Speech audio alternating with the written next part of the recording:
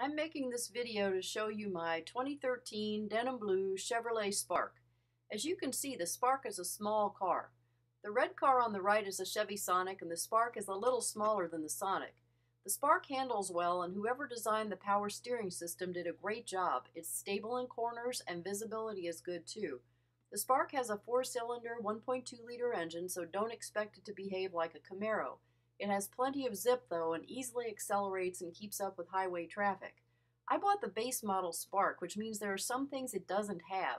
But in my opinion, the most baffling thing GM decided not to put on the base model was automatic door locks. I have to push down on the little lock button if I want to lock the doors when I'm inside the car.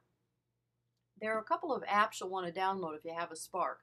One is My Chevrolet and the other is Remote Link.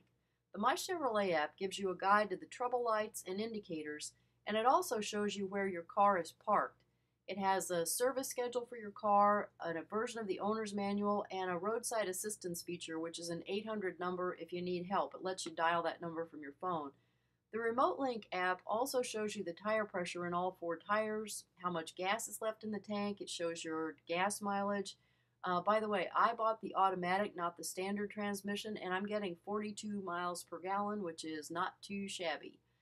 The Remote Link app also lets me lock and unlock the hatch of the Spark remotely, which is great because even though I don't have remote keyless entry with the base model Spark, I can use this app to lock and unlock the hatch. Okay, enough about the apps. Let's get back to the car.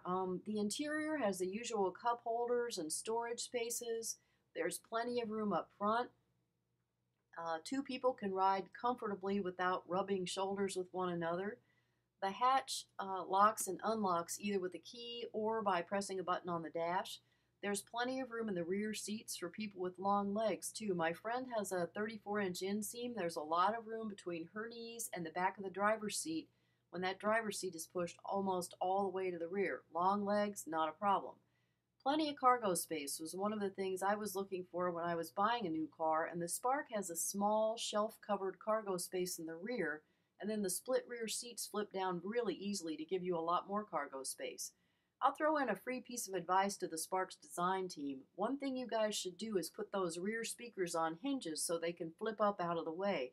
This would remove a big constraint on the use of the hatch. The placement of the rear speakers, which are those little ears you see on either side of the hatch, this is the only thing I don't like about the Spark. If I had things to do all over again, I would still buy a Spark. The car is a lot of fun. It does everything I want it to do.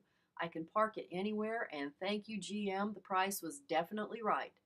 Thank you very much for watching. This has been a Midnight production.